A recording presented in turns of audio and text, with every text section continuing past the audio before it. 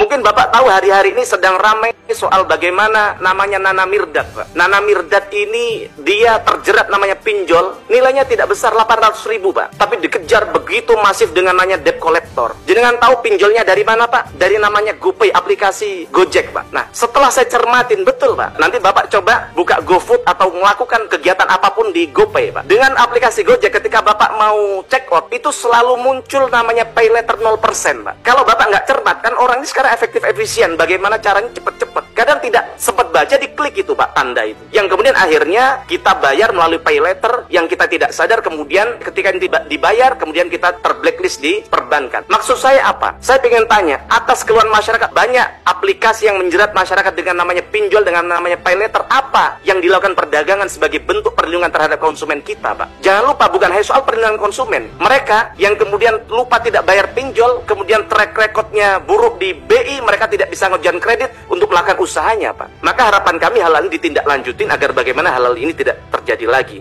Kalau untuk pinjol, saya sebagai talent, saya dibayar, terus kena kamera, udah selesai. Tapi kalau untuk seluk-beluk dalamnya aplikasi itu apa, pinjol itu bagaimana, saya nggak tahu. Oke, jadi nggak ada kaitannya langsung dengan Aura ya? Iya, nggak ada. Tapi Aura sendiri mendukung nggak praktik-praktik pinjol itu? Enggak. Enggak ya? Enggak. Oke, Enggak sama sekali. Berita perdebatan KDM viral sampai ke Taiwan. Terus terang, di Aura, nyali kamu sangat besar dan keren banget. Dan kelihatan kamu pintar banget, tapi gunakan kepintaran kamu di tempat yang tepat. Indonesia keren banget, SD, SMP, SMA, semua ada acara perpisahan, ada acara wisuda. Padahal keekonomian di Indonesia masih belum cukup elit. Di Taiwan, negara yang sudah berkembang banget, itu aja pun tidak ada yang namanya selain universitas ya SD, SMP, SMA, harus menyewa pakaian, berkebaya, bla bla bla segalanya. Yang kita lakukan adalah kita mengenakan pakaian seragam sekolah ataupun pakaian olahraga untuk foto bersama sebagai acara perpisahan. Karena tujuan dari wisuda itu bukan adalah momen, bukan juga event untuk bergaya. Karena tujuan dari wisuda adalah untuk merayakan bahwa kita telah memiliki pengetahuan yang luas, punya etika, dan memiliki adab. Bukan untuk merayakan, bukan untuk menyusahkan orang tua untuk mencari uang 1.200.000 untuk membiayai anak-anak mereka supaya mereka bisa berdandan dan bergaya. Dan di video Adi Aura ini, dia ingin membahas keadilan. Tapi kalau kita ingin membahas keadilan, kita harus bahas dulu, kita udah berbuat adil belum? Karena kalau kita sendiri belum berbuat adil, kita gimana membahas keadilan? Sedangkan kita masih menggunakan tanah orang lain. Di Taiwan, tahu nggak kalau kita membangun rumah di tanah orang lain tanpa persetujuan dia, itu udah melanggar hukum penyalahgunaan. Jangankan bangun rumah, taruh sepeda aja nggak boleh. Di Taiwan, kalau ketahuan kita menggunakan tanah orang lain, kita selain digusur, itu akan didenda. Bukan dikasih 10 juta. Jadi udah kita harus bersyukur terus. Oke, kita tidak diminta uang sewa selama ini. Ya, jadi kita nggak berhak lagi untuk menuntut. Saran terakhir untuk pemerintahan Indonesia. Semoga Indonesia bisa lebih maju lagi. Boleh belajar seperti Taiwan. Taiwan membangun banyak sekali rumah-rumah pemerintahan dan kemudian disewakan dengan harga murah banget kepada penduduk yang benar-benar tidak mampu. Perlu dipahami oleh semua bahwa dialog saya dengan Aura itu adalah dialog yang ingin menggambarkan tentang masa depan anak-anak kita. Pertama, Aura bukanlah anak remaja, tapi menurut saya sudah dalam kategori dewasa. Karena usianya sudah hampir 20 tahun. Dan dia lulus SMA setahun yang lalu. Dan dia sudah menjadi bintang iklan, sudah bisa mencari uang oleh dirinya sendiri. Jadi bukanlah kategori remaja apalagi anak-anak. Kemudian berikutnya adalah bahwa problem remaja hari ini itu sudah menjadi problem akut, bahkan mengerikan.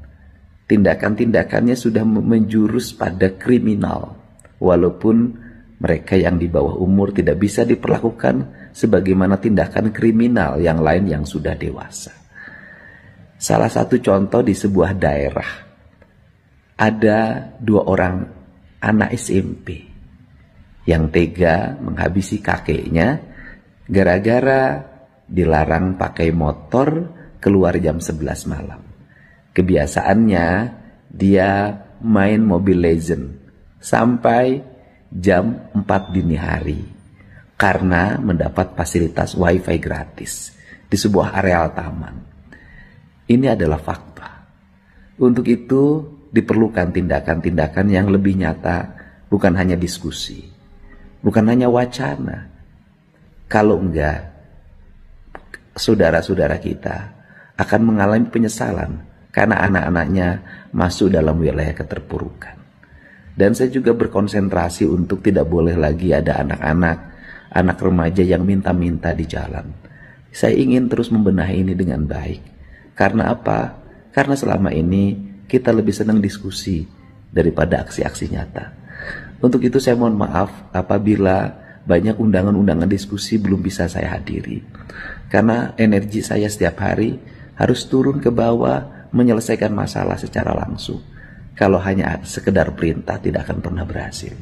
Salam untuk semuanya, tetap semangat untuk Jawa Barat Istimewa. Tadinya gue kagak mau bahas ini ya, tapi ada sesuatu yang bikin emosi gue, kesel gitu loh. Lu tahu kan si Aura Cinta ini yang kemarin komplain mengenai masalah rumahnya yang digusur, udah gitu dia kepengen wisuda itu tetap ada, perpisahan itu tetap ada, supaya ada kenangan. Gue kagak mau komentarin masalah penggusuran ya, karena menurut gue mungkin otaknya dia aja yang belum nyampe gitu loh. Nah kalau untuk masalah perpisahan ya, ini menurut gue ya tadinya gue mikir ya, ini orang nih oh ya udah anak kecil ya, kepengen masih mau happy perpisahan gitu-gitu, otaknya juga nggak nyampe gitu loh. Tapi setelah gue tahu ya dia tuh umurnya hampir 20 tahun, jadi udah kategori dewasa, bukan anak-anak lagi. Nah ini klimaksnya nih guys ya, ternyata dia pernah di endorse untuk nih pinjol ya. Lu tahu kan si Kang Deddy itu bener-bener lagi mau memberantas pinjol. Bukan memberantas sih, maksudnya kayak memperkecil angka pinjol, karena di Jawa Barat itu termasuk yang tertinggi gitu loh. Sedangkan kalau misalnya ntar ada wisudaan ya, orang tua kagak ada duit, ujung-ujungnya apa? Pinjol. Nah ini yang bikin gua kesel nih, kenapa dia begitu menentang nih ya. Tuh ternyata dia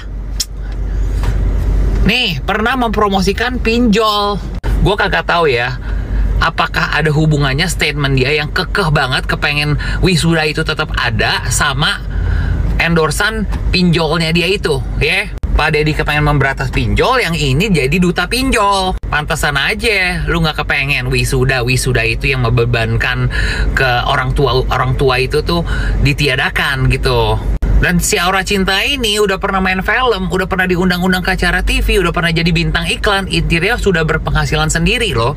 Ini orang bukan orang goblok ya, dari awal-awal gue nonton video dia aja kok ngomongnya itu kayak beda gitu loh, ngerti gak sih? Aura pinternya itu ada gitu loh, public speakingnya oke. Ternyata ya wajar aja ya, dia udah jadi pemain sinetron, bintang iklan, udah gitu udah jadi content creator juga, followersnya juga katanya banyak ya.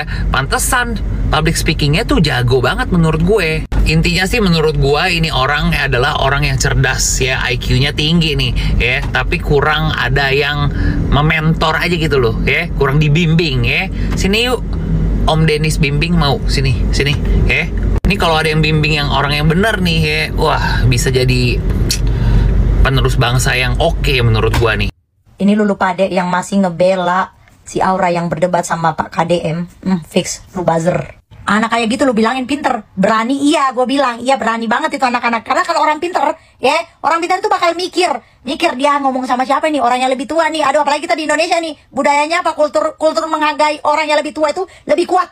Pakai ngebela-bela lagi, harusnya jangan ngomong kayak gitu sama anak kecil bla bla bla. Justru karena dia anak kecil jadi harus dikasih tahu kayak gitu. Dia tuh lagi salah arah pikirannya, jadi harus dikasih tahu kayak gitu. Cara ngomongnya sama orang yang lebih tua aja songong kayak gitu, matanya, bibirnya melek-melek kemana-mana juga. Lu belain, dasar lu emang buzzer, lu pasti waktu kecil juga lu kayak gitu ya kan? Para buzzer pada bikin video lagi, itu tuh korban gusuran itu. Lu mikir, wah dia tuh ngebangun rumah di atas tanah orang bukan miliknya. Masih untung dikasih ganti rugi, di negara lain lu dikasih denda. Saya mendengarkan dialog Kang Deddy Mulyadi Gubernur Jawa Barat yang lagi viral ini dengan beberapa penduduk dan seorang gadis remaja soal pelarangannya untuk wisuda di SMA karena biayanya cukup mahal, 1.200.000 atau gimana. Kang Deddy melarang wong tinggalnya masih di bantaran sungai, hidupnya juga masih pas-pasan, belum punya rumah, ngapain menghambur-hamburkan uang untuk biaya perpisahan. Terus si remaja cuma ngomong itu cuma 1 juta doang.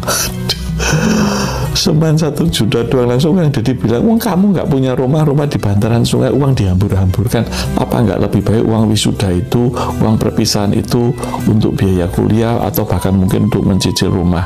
Tapi awalnya si gadis dan ibunya bersikukuh bahwa itu satu-satunya kesempatan untuk perpisahan, untuk kenang-kenangan.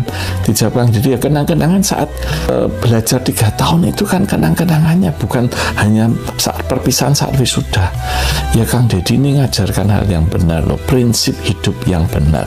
Saya di kantor aja kalau ada orang mau utang untuk menikah atau bahkan untuk hal yang lainnya ya, untuk sunatan, saya bilang ngapain harus mahal-mahal, nikah yang sederhana, sunatan yang sederhana. Tapi kalau utang untuk pendidikan, untuk biaya rumah sakit, saya biasanya bantu. Yang penting-penting yang substansi. Tapi kalau utang untuk menikah itu kan nggak penting. Ya, jadi saya selalu mengatakan sebenarnya kita boleh menurunkan gaya hidup, yang penting prinsip hidup jangan diturunkan. Iya kan, hidup lebih sederhana. Misalnya usahanya turun terus harus jual rumah, pindah rumah yang lebih kecil atau kontrak dulu nggak apa-apa, asal utangnya dibayar. Dari naik mobil ke naik motor, dari naik motor ke naik sepeda, dari naik sepeda ke jalan kaki, nggak masalah. Jadi ini prinsip yang telah diajarkan Kang Deddy benar sekali, bukan sekedar melarang wisuda dan perpisahan yang biayanya mahal, tapi bagaimana menata hidup dan menata prioritas hidup ini yang telah diajarkan Kang Deddy. Kadang ya memang orang-orang itu lebih takut nanti kalau mati masuk neraka daripada saat hidup ini hidupnya miskin. Harusnya takut miskin saat hidup lebih penting daripada nanti kalau mati masuk neraka. Lahir miskin itu kan memang bukan salah kita, tapi kalau mati miskin pasti salah kita. Kang Deddy, Anda hebat. Cus.